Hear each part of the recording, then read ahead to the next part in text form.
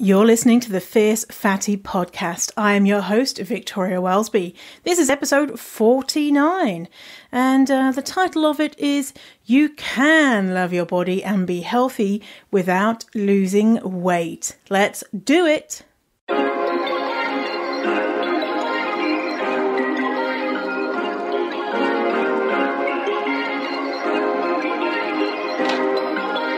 Perfect!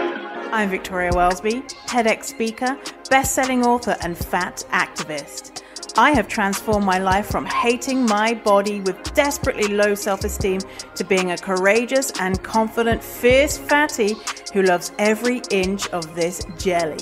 Society teaches us living in a fat body is bad, but what if we spent less time, money and energy on the pursuit of thinness and instead focused on the things that actually matter, like if pineapple on pizza should be outlawed, or if the mullet was the greatest haircut of the 20th century.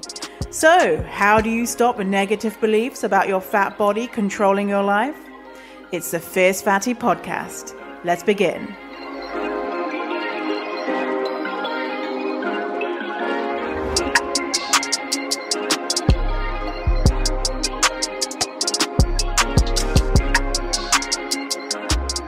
Welcome. Hello. Are you alright? I'm alright. Are you alright? Are you good? Are you alright? Good. You're alright. Good. That's something that I had to stop saying when I moved to Canada was the greeting of, you're right. Because Canadians, and so it's in the UK, you say, you're right. And then the answer is, yeah, I'm alright. You're right. And you say, yeah, I'm alright. So you say, you're right. Yeah, I'm alright. You're right. Yeah, I'm alright.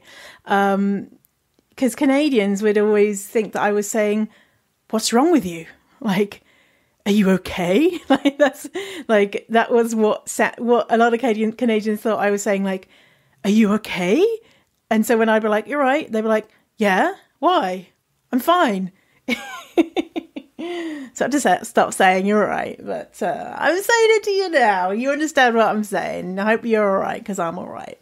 It's Monday today that I'm recording the podcast, and very dramatic times over the weekend, I'll tell you. Well, minding my own business on a Saturday night, just watching some Shrill. Do you know what? I know I'm a bad fatty. I'm sorry. I didn't have access to any of the channels in Canada to watch Shrill. And in Ireland, I didn't either. But anyway, now I've worked out how to illegally, don't tell them, I'm sorry, illegally download it. And I've started watching Shrill. Fucking amazing. If you've not watched it already, it's inspired by Lindy West's book, Shrill, which is really good. You should go read it. And go listen to, she was on This American Life, which is, a big major podcast where she, in real life, talks to this man who trolled her for years and trolled her in the most vile ways. And she talks to him and finds out what the fuck is wrong with you. Why are you doing this? Anyway, it's really interesting. And watch Shrill. It's really good. Anyway, so I'm there watching Shrill. Hear a bang on the window. And a little birdie's fallen, gone into the window. A little birdie's hit the window. And this happens quite often, unfortunately. I'm going to get some stickers for the window.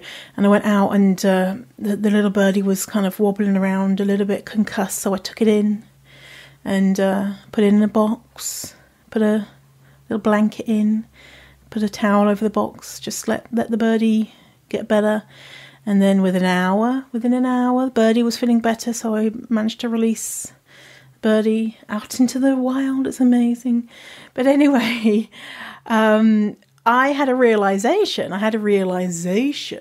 about a way in which I have been being a good fatty and not realized it. So because it was the weekend, I was thinking about, what I was doing and stuff. I work from home. I have worked from home for five years now. And, a lot of times people say about working from home is they're like, oh, it's great because you can just like wear your sweatpants and you can just, wear your pajamas and you don't have to brush your hair and you don't have to do, you can just schlub around the house and all that type of stuff. And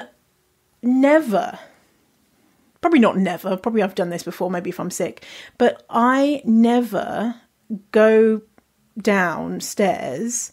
I never start my day without getting dressed, having a shower, doing my hair, all that type of shit. Maybe sometimes I won't do my hair, like if I need to wash it or whatever, I'm going to put it in a hairband or whatever.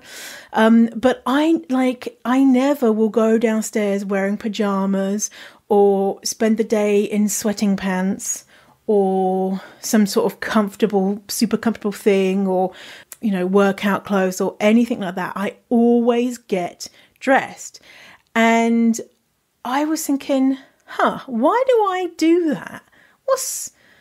Do I just like it? What is that? So I was thinking about it, and I was thinking about this weekend, and I was like, do you know what? The reason why I always get dressed and go down and have breakfast and start my day, like I don't go down in my pajamas, make breakfast and then work in my pajamas all day or not have a shower or maybe go up later and put clothes on or whatever, is that I don't want anyone to see me in the state of being in a fat body and not being presentable. In a fat body and being seen as quote unquote lazy because I am in pajamas in a house. I'd only thought about like, why do I do this? And then I was like, it's because I don't want someone, a relative, someone I don't know, to look in through the window and see, look at her. She's fat and she's so lazy that she can't even be bothered to get dressed. Or she's so slobby. Look at her in her, piss-stained pajamas or whatever. Not that I piss in my pajamas regularly. But I've been doing it because I don't want people to associate me being slovenly, which is not, that it doesn't make you slovenly wearing pajamas, and it doesn't, my family do it. So when my sister and her partner and their children come to stay, in the morning they come down whatever they're wearing, and my sister's hair is like all over the place. Literally, it's like matted in the back, makeup everywhere. She looks like she's been dragged through a hedge. And every morning I'll come down completely dressed and, ready for the day. And it's all because I don't want to be seen as, I want to be seen as a good fatty, a productive member of society, ready for the day. I don't lay around in my pajamas because I'm not that type of person. I'm not one of those bad fatties. And that is fucked up. That is my fat phobia that I haven't examined. I haven't thought about like how would I judge a fat person if they were in, relaxed clothes at home. I don't think so. But it's still fat phobia because I'm judging myself. And I don't judge like others if they work from home and they say, oh yeah, I can wear my slippers and pajamas and stuff like that. I'm like, fuck yeah, do it. Amazing. But I don't have that same standard for myself, which is bizarre. And actually, my sister was visiting and she came up into my office and came to ask me something. And I happened to have I had bought this new pair of jeans, and my belt, because I wear belts, my belt was like digging into my tummy in an uncomfortable way, and I had undone my button and unzipped my trousers, and she came in, and for a second I thought, oh, she's thinking, look at Victoria, just hanging around with her trousers undone, with her jeans unbuttoned, unzipped, because she's so fat. Like, I had a split second thought, and she wasn't thinking that. She was just come to ask me a question. She probably didn't even think anything. She probably didn't even notice. And even if she did, she wouldn't have cared. She's not that type of person. And so it's interesting, isn't it? See how I tell you, this is a process. You examine them and you keep thinking like, why am I doing that? Why am I behaving like that? And it's okay. Like, say if I think about it, like, why is it that I always get dressed and have a shower and get ready before I even come downstairs? Oh, it's because I really like it and it makes me happy and it's fun or whatever. And I do like it, you know, obviously there's lots of things I like about it because I do it, but thinking about it and I was like, oh, I have got some uncomfortable feelings here. And I've been doing this for years and years and years. And there are going to be so many more ways that I have fatphobic beliefs in my life that I have yet to discover because I have yet to examine it or think about it. And that's fine, you know, it's like a slow process sometimes. Especially when you're in the stage where you're pretty good with, you've done a lot of examining. So anyway, so this weekend I thought, no fucking way. And I have a pair of sweating pants and I wore them most of Saturday because then I went out and I put something else on. And then I went for a walk in, admittedly, it was a really nice set of like purple sweatpants, joggers, whatever you call them, with a purple crop top that matches in this, like, you know, sports material. And it's pretty cool, but it's still kind of casual and sweatpants. And I went out and walked the dogs with them. And so I was like, yeah, look at me, embracing. Like, you know, but I definitely wouldn't have, you know, people wouldn't be like, oh, you've rolled out of bed. And the thing is, it's a double standard because if a straight sized person, if they've got like a messy bun and they've got like an oversized hoodie and they've got, you know, flip flops on with their sweatpants, people are just like, oh yeah, they're just relaxed and casual. But if a fat person does it, then they're a slob, right? So I am going to be pushing back on these ideas that I've clearly internalized and not realized it. So yeah, I'm gonna keep embracing that. Sweating Trouser Victoria is going to come out more and more, and yeah, I'm gonna wear like fucking leggings and shit. Yeah, leggings, amazing. Something else happened this weekend, and I thought, you know what, I need to tell you all. I don't know if you're like me, but do you know what?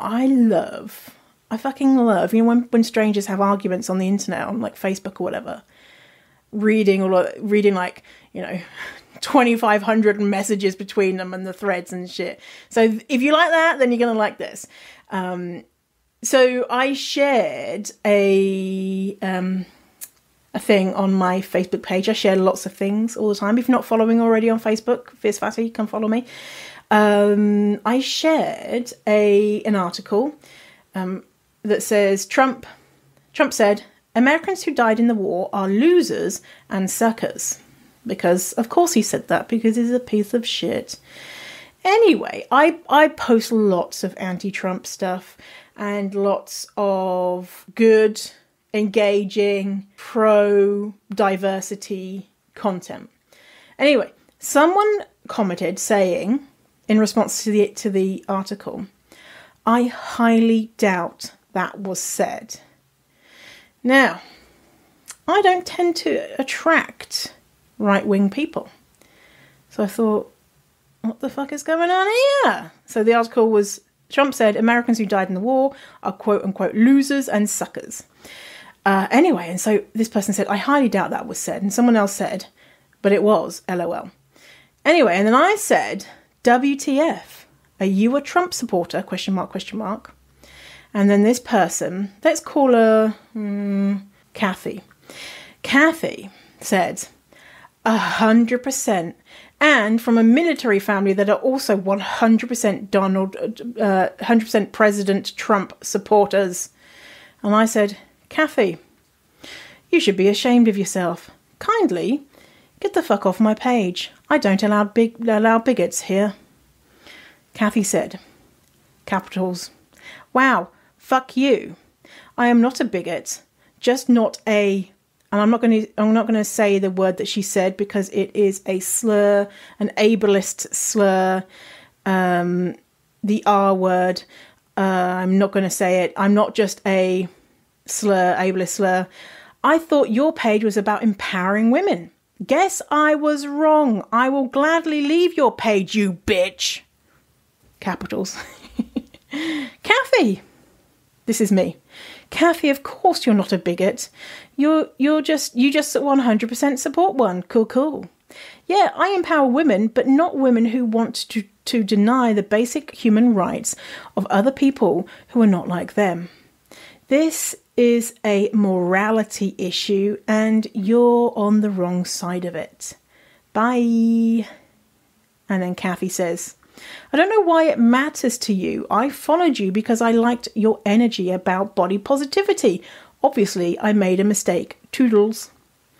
I say, Kathy, it matters because supporting someone like that man means that you support bigotry, and body positivity is anti-bigotry. You cannot be body positive and also support Trump.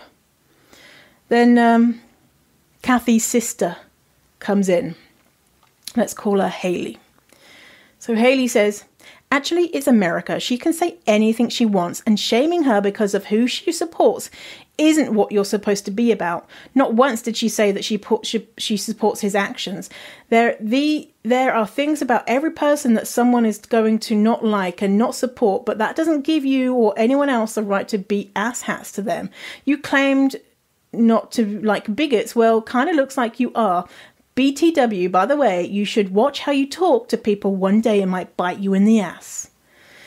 And then I say, Haley, I hope you're enjoying this. I hope this is like, you're like, what the fuck? Anyway, and I'm going to explain like my stance behind this as well.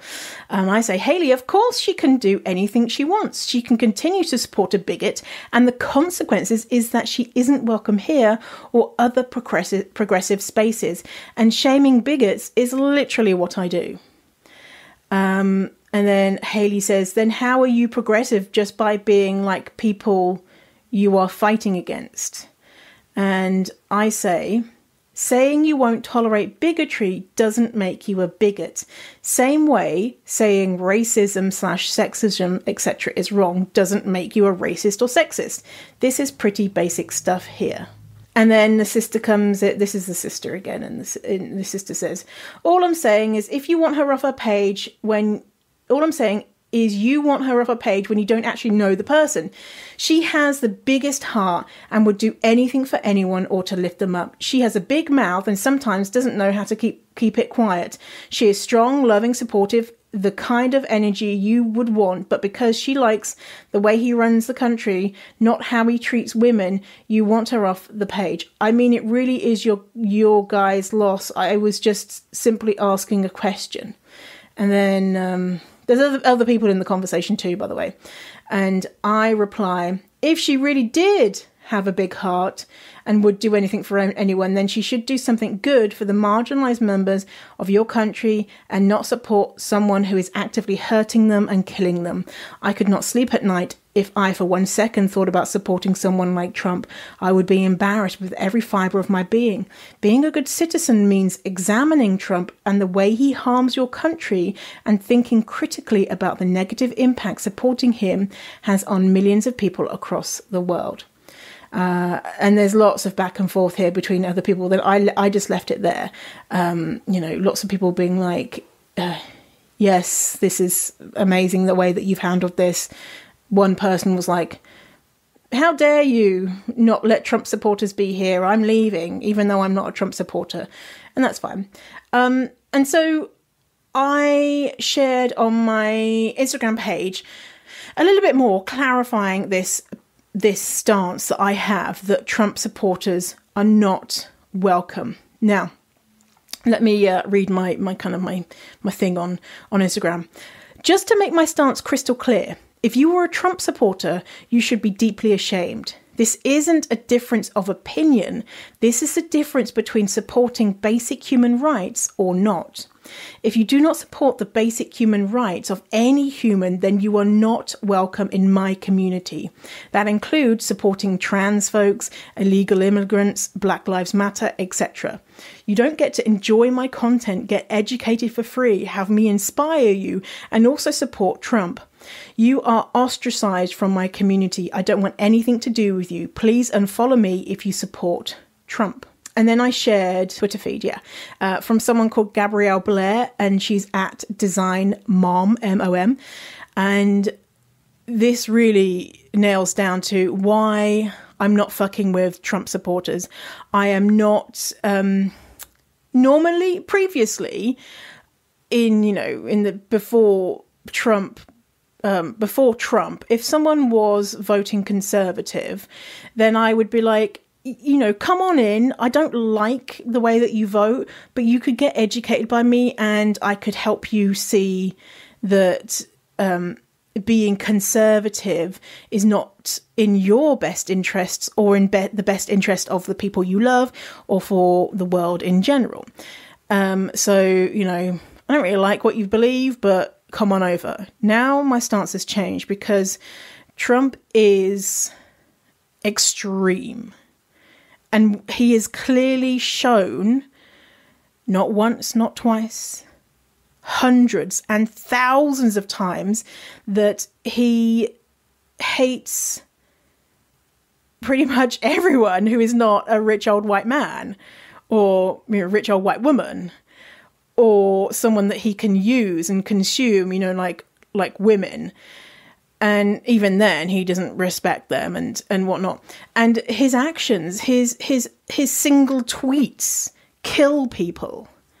So let me read this from Gabrielle Blair. This is really interesting. By the way, so many people have messaged me saying, yes, fuck yeah, this is amazing.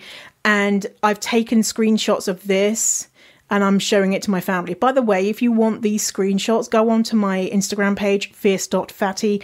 And the first story there is fuck Trump, and it's got all of this in there. So let me read this to you. This is a tweet thread from Gabrielle Blair. I saw a tweet where someone described that when they found out someone they know personally supports Trump, they lose all respect for them instantly. I liked it and retweeted it, but stopped short of sharing it on Instagram. Why?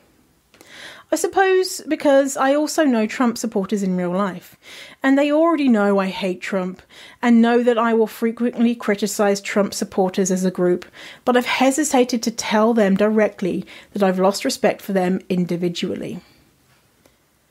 But I woke up this morning, read reports of the final nights of the RNC, grew deeply angry, and now my hesitation is gone. My Instagram content is different than my Twitter content. On Twitter, I mostly retweet people. On Insta, I share more personal stuff, renovations, vacations, and updates about my family. I also highlight tweets and political opinions, but it's maybe 20% of my content there. A frequent DM I receive on Insta: I come here for design and to see your life in France. Stop posting political stuff. These DMs are, without exception, from Trump supporters or people who claim to be independent but will vote for Trump and are ashamed to admit it. My response: I do not create content for you. It makes me sick to my stomach that you, a Trump supporter, ever read or watched or listened to anything I've created. This is true even if I know you in real life. I see what you're trying to do. You want me to treat you like a decent human being, but you are not behaving like a decent human being. A decent person doesn't align themselves with people who are proudly racist and who insist America doesn't have a race problem. A decent person doesn't align themselves with someone who believes viral right-wing stories on Facebook, overtrained journalists who think Q is real, who think the pandemic is fake, who think the earth is flat. A decent person doesn't align themselves with people who faint over celebrity child trafficking rings that don't exist, but support the ICE family separations at the border that actually lead to child trafficking. A decent person knows what it feels like to do a job and not get paid, and recognises that Trump is first and foremost a conman, liar, and thief. A decent person knows and acknowledges that Trump only looks out for himself.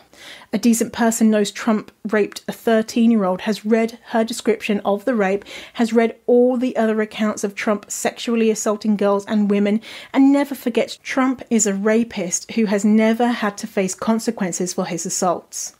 I see you, especially my fellow white women. You want to read what interesting people are reading, you want to see good movies, you want to know what the designers and artists are creating, but you don't want anyone to know you're voting for Trump. You don't like when people you follow talk politics. You say it's because you want to focus on the positive, but really it's because it reminds you of your shame, of your Trump shame. You want to vote for Trump and experience no negative consequences, but that's not an option. One of the consequences of your actions? I do not respect you. How could I? How could I respect someone who hears about a black man being shot by police 7 times in his back while his kids watched, and their first thought is, well, we don't know the whole story. Another consequence of your actions. I have a deep desire to withhold my community and my creations from you. Instagram has data that could tell me exactly which of you support Trump. I wish they would give me that data. I would block every single one of you. My Instagram followers request access to my daily life, voting for Trump, and you want to know the source of my daughter's dress? No. You want to know the paint colour we chose for the attic renovation? No. You want to participate in a parenting discussion on design, Mum? No. I want to shun you from my community. If gatherings were safely happening, I want you to be shunned from all events hosted by decent people. No wedding invitations, no conference tickets, no backyard barbecues. I want decent event hosts to send you a card explaining that you are not invited because you are a Trump supporter. I wish IKEA and Target wouldn't let you buy their products. I wish your internet provider, who for sure knows you vote for Trump, would cut you off as a customer. I want to see you shunned by every person and organisation that doesn't support Trump. No more access to their books, movies, products, music, events, artists and influencers, till you are left with nothing but Smash Mouth concerts and Ben Shapiro talking about his sex life. Some of you will tell me you have no choice, that you're a single issue voter and that your single issue is abortion, so you can only vote for an anti-abortion candidate. And I respond to that. The Republicans are making a fool of you. We all know Republicans talk big about being anti-abortion, but their policies don't reduce abortions. Republican policies increase things like teen pregnancy, which also increases abortions. The fact is, abortion numbers go down under the policies of Democrats. If you want to reduce abortion, the most effective proven way to do that is to vote for Democrats. If the most important issue to you is reducing abortions, then the only choice you have is voting for Democrats up and down the ballot. Some of you will tell me you support Trump because of the stock market. Well, that is certainly something a selfish asshole will do. A whopping 90% of Americans have no stake in the stock market. I'm one of them. If you want existing and newly created wealth to continue to be concentrated in the top 10%, if you don't think employers should provide a living wage, if you think hoarding $1 billion is ethical, if you don't want to tax the rich, then I don't make content for you. I create content and community for decent people. Do we agree on everything? No. We may debate how to educate kids or disagree on baby names, favourite books, or suburban versus urban versus country living, but I won't make space for you to debate the merits of white supremacy. You want respect, but your behaviour and beliefs are not worthy of respect. You don't want to be shamed or mocked for supporting Trump, but you align yourself with people who want to, quote, make liberal snowflakes cry, and who mock anyone who wears a pandemic mask. Do you think I care about losing you as a follower? I do not. Not one bit. I will actively block you on Instagram if I know you're a Trump supporter.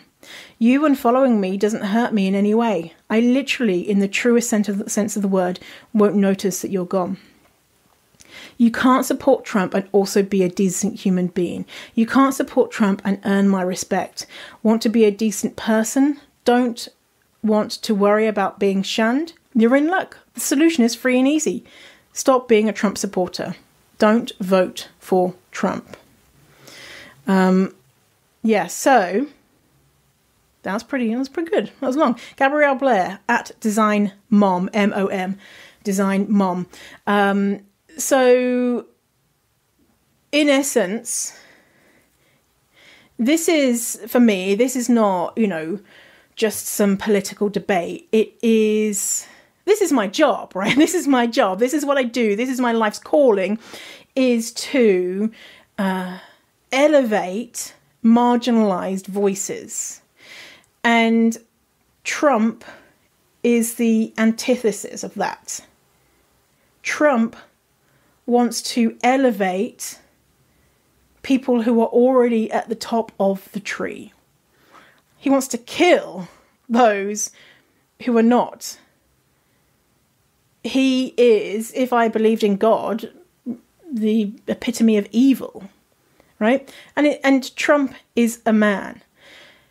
This ideology that he has didn't start with him. It has been perpetuated by him. And it was around before him, of course. And if he goes, say if he died tomorrow and Pence was in charge, it would probably be even worse, because Trump is very unintelligent, but Pence is probably, even more evil, but has a little bit more intelligence about him. So this, voting for him, even if there's, even if you think it's funny, or if you think, he's brash, he says it as it is, and things like that. If you have anyone in your life who is marginalized in any way, or you are marginalized in any way, you are voting against your own interests. If you are a woman, if you are young, if you are old, if you struggle with healthcare, if you're in the US, if you have any other marginalized identity, if you're a black person, if you're a person of color, if you're trans. And, I like to think,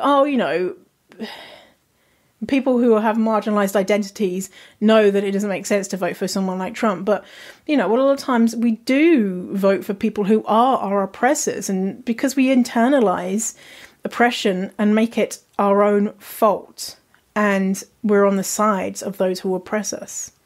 And so for me, it's not a difference of opinion, it's a difference of life and death, literally. And so I am not allowing Trump supporters to be in my community. If I know that there is a Trump supporter following me, I will call them out. And this is the first time I've ever called anyone out. If I meet someone who thinks Trump is a good person, I will call them out. His ideologies have killed so many people already, and not just in the States, around the world. And so if you think it's funny or, cool, or you're right to vote for someone who is that disgusting of a human being, then, go ahead and do it. But it's not, it's not cool, You want to be on the right side of history here. Do you want to be on the right side of history? Do you want to be looking back in 10, 20, 30, 40 years and be like, oh shit, I voted for him. Do you want to have to keep that a secret because it's so embarrassing? Do you want to be ostracized from progressive places? Now, I know that you're not a Trump supporter. I'm speaking to the one Trump supporter who is listening, if they are listening. And also giving you the ammo for what to say to the Trump supporters in your life. Tell them that they should be fucking embarrassed. It is embarrassing. Oh my God. And if you want screenshots of this stuff, then go to... I've not screenshotted the conversation. I screenshotted the first, me saying, what the fuck, are you a Trump supporter? And then, blanked out the names and shit. And so go to my Instagram and look at the story highlights to get that and find the screenshots. So go vote. Don't vote for Trump. Oh, yeah. So let's get into today's episode. So you can love your body and be healthy without losing weight. Now, what we're going to be talking about is why diets lie to us and trick us into thinking that weight loss will give us confidence and health. How diets actually give us the opposite thing we're looking for. Make sure that you avoid this outrageous trick diet culture is using to hurt us, and how to actually get what you want, confidence, health, mobility, whatever it is you're looking for, without shrinking your body. Okay. I see a massive mistake people making again and again and again and again. And I wanted to point it out so that you can avoid it, because it's actually super harmful and really counterproductive. So we've established, society has established, and in case you didn't, get the news yet, that diets don't work. It was actually established in the 60s, maybe like 59. The big stat that everyone uses, 95% of diets fail. That came from the 60s, a study that was done in the 60s. So we've known since then, but since then, numerous studies have been published showing, even worse stats. So 95 is like the most generous, even worse stats that show that dieting is not effective in reducing your body size long term. Now, of course, everyone can go on a diet and lose weight temporarily. And that's the thing, is it's temporary, because, people get excited because you go on a diet, you start losing weight, and you're like, oh my God, this is amazing. I'm going to be so thin in like a couple of weeks or whatever. But it's temporary. So here's the mistake that I see, is that people say, I believe that you should love your body and that it's okay to be fat, but I am losing weight and dieting for health reasons. And this makes no sense. And in case you're thinking, what? Why does that make no sense? I'm going to explain it to you. Dieting hurts your physical and mental health. Dieting makes you have a higher weight in the long term. Most people who go on diets after, they've gone on the diet, then they've stopped the diet, or they even haven't stopped the diet and they still can't lose weight because their body is doing numerous things, 50 different things, to keep you at a weight that your body is happy with. So most people either put the weight back on or end up weighing more. In fact, it's more likely that if you go on a diet, you're going to weigh more. That's why chronic yo-yo dieters, so people who diet and then stop, diet and then stop, their weight goes up, up, up, up every time their body raises their weight, because their body is like, well, fucking hell, we're in a famine. I need to raise that set point weight that I'm happy with, because if shit hits the fan again, then we're more protected. Now, it's absolutely okay to have a higher weight, but if you are dieting to make your weight smaller or lower, then you're shit out of luck. So 2 out of 3 people who go on a diet leave with that continued disordered eating patterns, okay? So 2 out of 3 people leave a diet with disordered eating patterns, and a diet teaches you how to be a disordered eater. And 1 out of 3 dieters go on to develop a full-blown eating disorder. So, you're pretty much going to learn either how to be an even better disordered eater, or you're going to develop into having a full-blown eating disorder. Dieting is bad for our physical health. So imagine the toll that your body is under when it's in a famine. Now, our bodies can't tell the difference from you thinking, or anyone thinking, oh, I'm just going to reduce my whatever to lose weight. Your body is like, I'm not getting enough food. Like, what is going on? I don't like this. and I'm going to work and shut off systems and increase systems and increase different things and decrease different things to keep this body safe, to keep us alive, to keep us functioning in the best way possible. And what harm does that do to you short term and long term? It's been linked, dieting has been linked to increased risk of type 2 diabetes, high blood pressure, cardiovascular disease. Dieters have elevated cortisol levels. Cortisol is the stress hormone, and we all know the devastating impacts of stress on our physical and mental health. People who diet are more likely to engage in self-harming behaviors, self-harm. So do you think that temporarily shrinking your body will increase your self-esteem?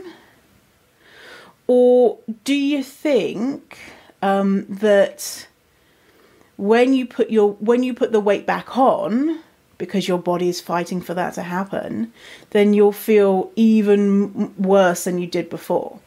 That you'll feel like a failure. Oh, that feeling of being on a diet and feeling so self-righteous. That was me. I felt self-righteous. I was like, oh, look at all these greedy, lazy people who can't lose weight, not like me. And then when I did put on weight, I was just like mortified and so ashamed of myself that I was so, undisciplined, which is not what was happening. My body was like, fucking eat. Jesus, stop with this nonsense. It's ridiculous. So you might temporarily be like, oh my God, I feel amazing. Look at me fitting into these clothes. And, my phone is constantly ringing with all the people who want dates with me now that I am a dress size smaller or whatever it is. Yeah, that probably feels good. But that's temporary. It's temporary.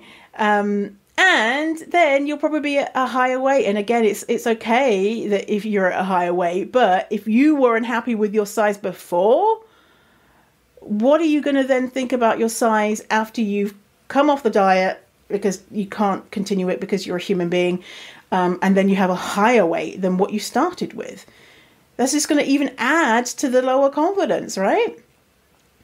And dieting lowers your self-esteem. Dieting teaches you to be disconnected with your body, not trust it, feel like it's conspiring against you, feel like that there's something wrong with you. And there's nothing wrong with you. But the thing is, that's not what diet companies tell us. They tell us that by going on the diet, you're going to become happier, more confident, you're going to love your body, you're suddenly going to be able to do all these things that you couldn't do before because you're going to feel so confident. And especially it's reinforced when you see these before and after pictures, and you see the before picture of that person who was so sad, so fat, so horrible, such a bad parent because they were fat, so unattractive, wearing probably like raggy old clothes just to increase the effect of, oh yeah, they're so horrible. And then you see the after picture of them beaming with their smaller body and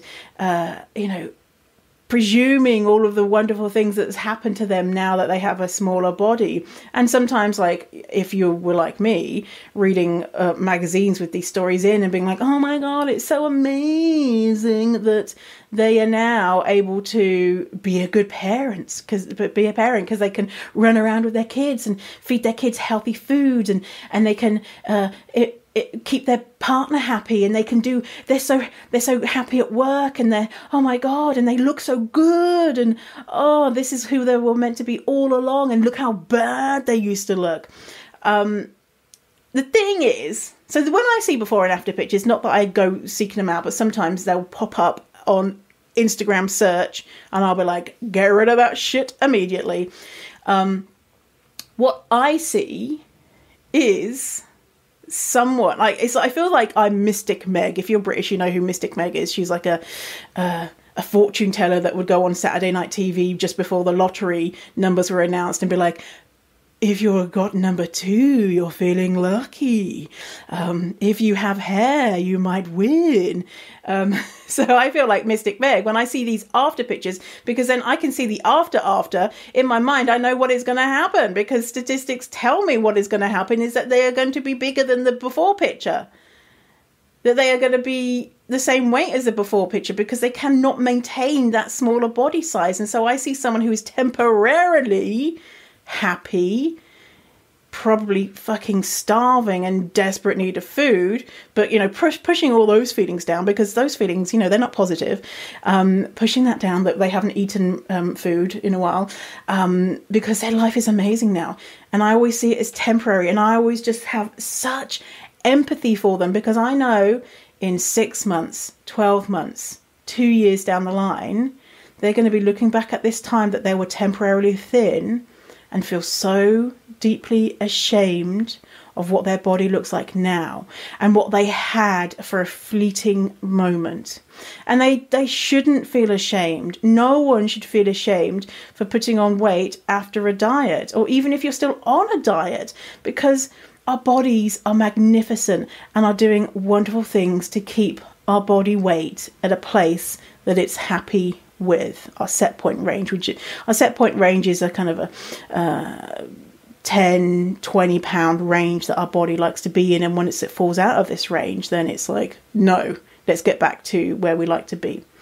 So I feel like I can see the future, and it's just temporary. And so those good feelings of confidence, of happiness, feeling proud of your body is most likely going to be temporary.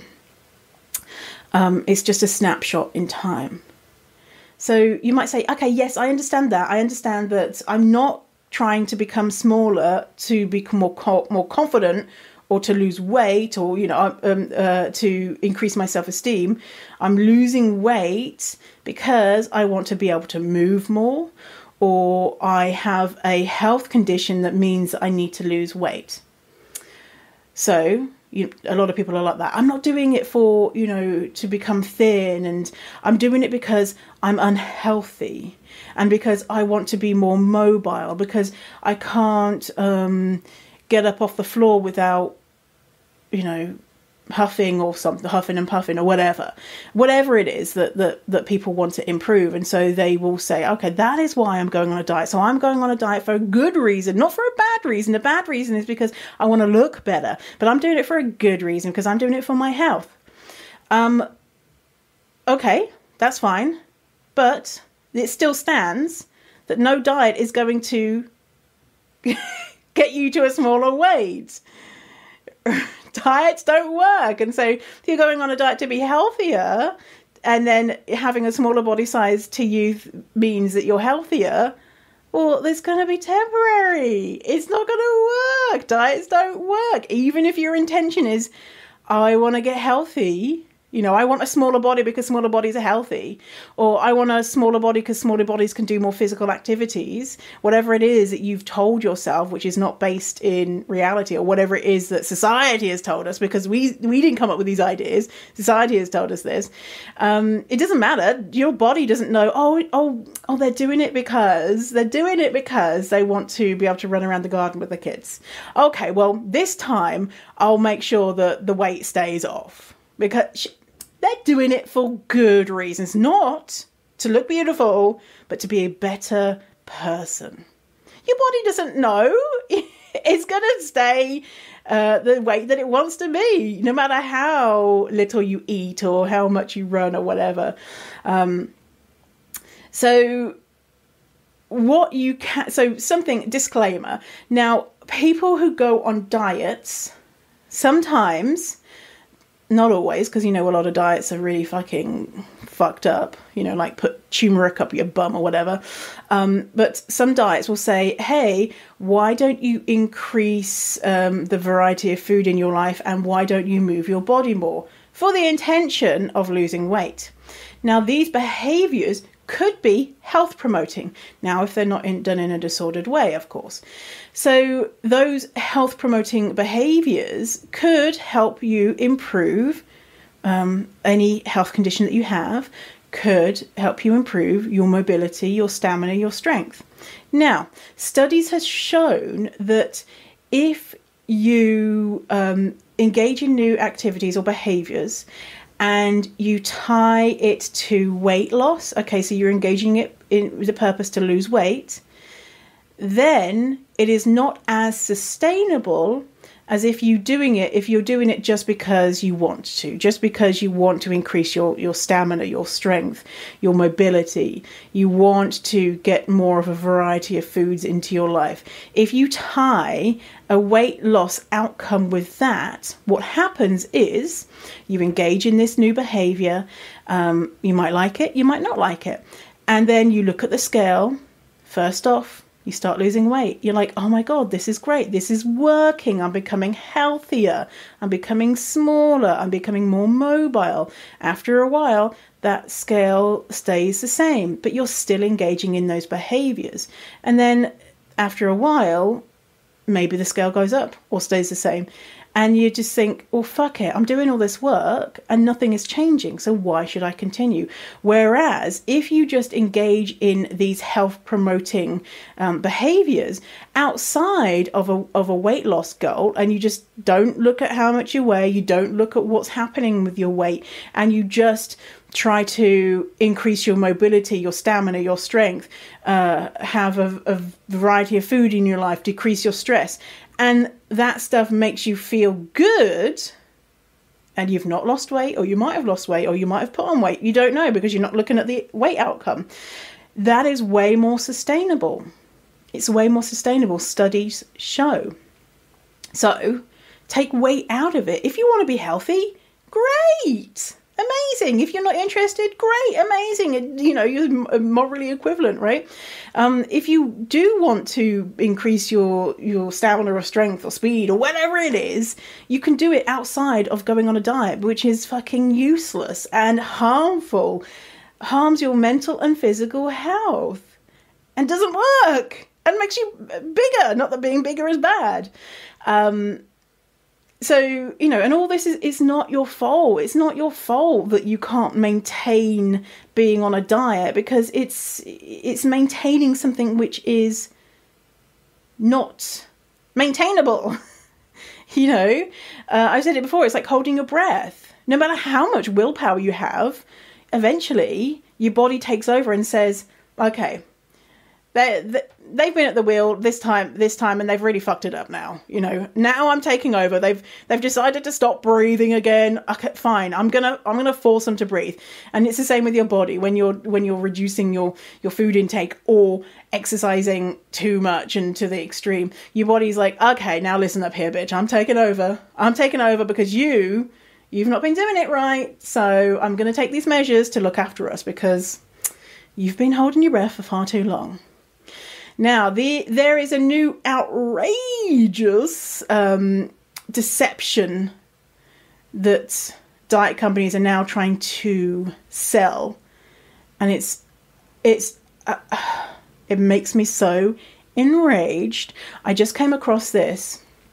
I was in a business meeting a couple of days ago, and the business meeting with other like solopreneurs like me, entrepreneurs like me. And people were saying what their businesses was. And this one person said, I've got a feminist company that teaches health and wellness. And my ears pricked up. Feminist? Oh, cool. Health and wellness? Question mark. And then I was like, well, it's cool. It's feminist. Like, health and wellness is always like a dodgy subject. But then I went to her website and I looked at her course. It's not fucking health and wellness. It's dieting. But obviously this is like, you know, we're packaging up it as dieting. But, you know, this is common, like packaging diets as health and wellness is the new way diets have been doing it in the last couple of years. But this new adding the feminist onto it, I was so pissed off. I'm still so pissed off. Another thing people are doing are saying it's body positive weight loss. It's a body positive diet.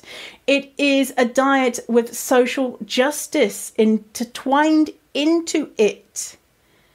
And that is not possible. Dieting is not feminist. It is not body positive. It has nothing to do with progressing social justice movements. In fact, the opposite. And so when someone is appealing to smart people who are feminists, who think people should love their body, who think that it's okay to have a different variety of bodies, but they need to lose weight, then they would be lulled in.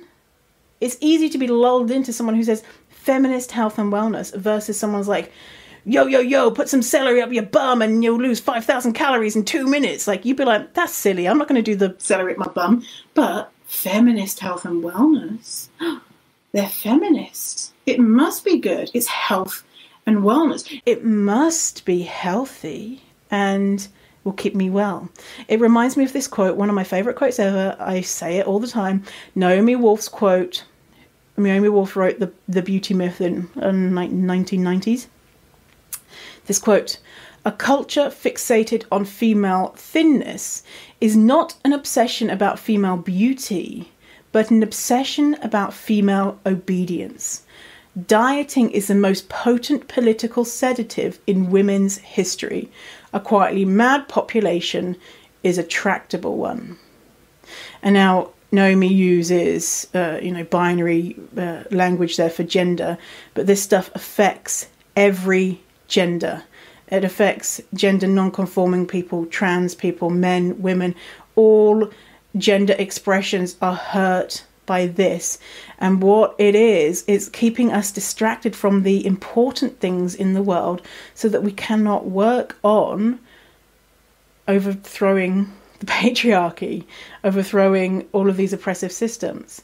I did a whole episode on why body positivity is not, you can't actively try to be losing weight on a diet and also declare that you are a body positive person, because they're two separate things.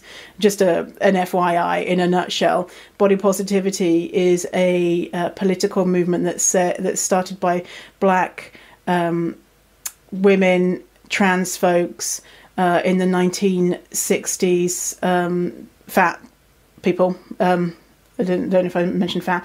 In the 1960s, to progress social justice for fat people, for marginalized identities. Okay, and so if you are dieting, then you are trying to erase that fat identity, and also you're saying that you believe that diets work, that diets are going to make you healthy, that diets are going to make you happy, that that you believe in all of these oppressive systems and lies that old rich white men have told us. Okay, so that is what making me really mad. So if you see any like feminist health and wellness, really, really take it with a massive pinch of salt, because it's probably fucking bullshit. So you want to be fitter, healthier, more confident, then engage in behaviors that will actually get you there. Not a diet, not a lifestyle change. They won't work. So something to note as well, I mentioned it before, is, if people go on a diet, they might increase their activity or change their the way they eat. How would someone who is straight-sized deal with the issue that you are trying to fix? If you have lower confidence, if you have this health condition or whatever, how would a straight-sized person do it? So if a straight-sized person came to you and said, "Hey, I'm getting out of breath when I'm running around with my kids," they were straight-sized, they were thin, you wouldn't say, "Okay, lose weight." What would you say? You might say, "Hey, why don't you increase your cardio or something?" If a straight-sized person came and said, "I need to get more of this type of food into my diet," would you say, "Okay, great, lose weight"? No, you'd say, "Why don't you try and get some of this into your diet?" And of course, you're not a doctor, I'm not a doctor, you might be a doctor, but thinking about for yourself, what would a straight size person get or do, or what would they do to get this outcome that they want? Maybe you should do the same. Question mark. Obviously, I'm not going to tell you what to do. It's your life. You do what you want. So trying to manipulate your body size is harmful. Any benefits that it gives you are likely temporary. And everything that diets promise us are straight up lies. If you learn self-compassion, then you can actually foster body confidence. If you learn self-compassion, you can be more able to look after your health. You're able to more able to choose foods that make you feel great, make you feel joyous, minus the disordered thoughts or disordered eating or full-blown eating disorder. If you learn self-compassion, you'll be able to do all of those things that dieting has lied to you about, saying that if you do this diet and you become thin, money's going to rain down from the sky. Everyone's going to want to date you. You're going to be the hottest thing since sliced bread, etc., etc. You can get all of that from self-compassion. So that is the route to go. So that is our episode today. Thank you for hanging out with me today.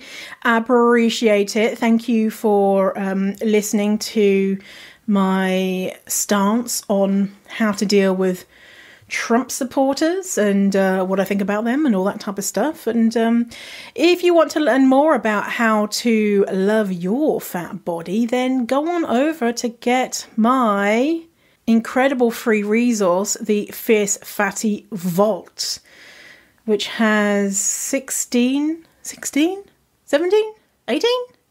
Between 16 and 18. I always forget. Between 16 and 18 videos and workbooks and juicy stuff all about how to love your fat body, how to change the way that change your thoughts and improve your relationship with food. So go get it. It's free. It's amazing. Check out the link in my bio, in the thingamajog, the blibblom.